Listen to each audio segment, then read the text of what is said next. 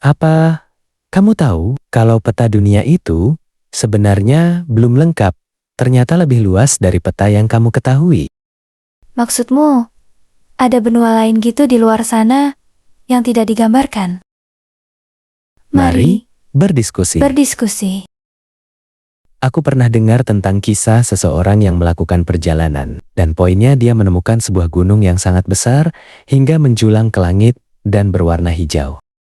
Aku juga tahu cerita itu. Mungkin itu Gunung Everest di Kutub Utara.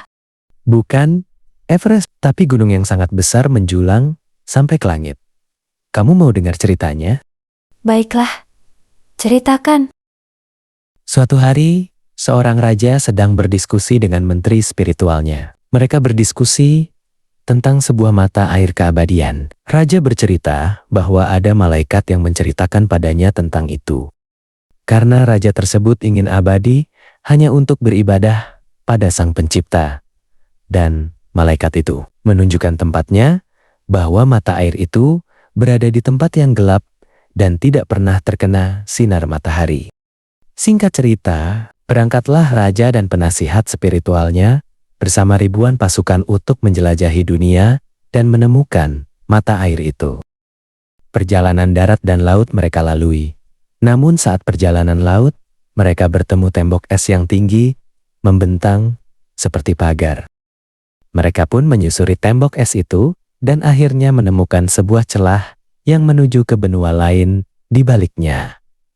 Benua asing yang belum pernah disentuh manusia.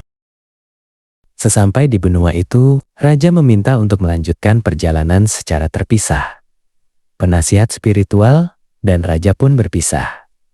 Sementara pasukan menunggu sampai raja dan penasihat kembali. Tunggu. Kau bilang benua itu ada di balik tembok es. Ya, mereka menemukan celah di antara pagar tembok es itu. Dan ternyata itu adalah jalan menuju ke sana. Tapi tembok es dan benua itu tidak ada di peta. Lalu di sebelah mana titik koordinat di petaku sekarang? Di riwayat disebutkan bahwa rombongan raja melintasi banyak tempat. Jika itu dibayangkan, rasanya terlalu kecil untuk peta dunia saat ini. Aku semakin bingung nih. Lalu yang benar, peta yang mana? Jika benar di luar sana banyak benua lain, kenapa kita tidak tahu dan tidak menjelajah ke sana?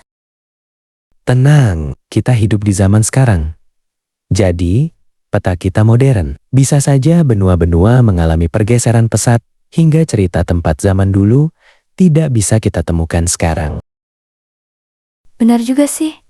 Jadi aku tidak terlalu bingung deh. Oke, lanjutkan ceritanya dong. Nah, sewaktu pencarian air abadi tersebut, raja tidak menemukannya. Tapi, di sisi lain penasihat raja tadi berhasil menemukannya. Mata air yang sangat jernih dan seolah bersinar di kegelapan. Sang penasihat pun meminumnya. Rasanya sangat segar dan kesegarannya tidak pernah ditemukan di bumi manapun. Singkat cerita, di sisi lain raja tadi terus berjalan dan menemukan sebuah gunung yang sangat besar, menjulang ke langit dan berwarna hijau. Gunung yang tidak pernah dilihatnya selama mengelilingi bumi.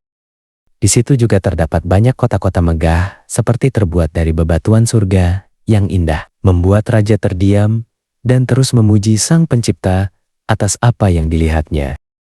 Dan raja tersebut bertemu penasihat yang datang dari arah lain. Mereka saling bercerita tentang pencarian sumber mata air itu. Dan penasihat ingin mengantarkan raja ke tempatnya, tapi sang raja menolak. Kenapa sang raja menolak? Bukankah raja ingin hidup abadi untuk Sang Pencipta? Pertanyaan bagus. Sang raja menolak karena si penasihat sudah meminum air abadi itu.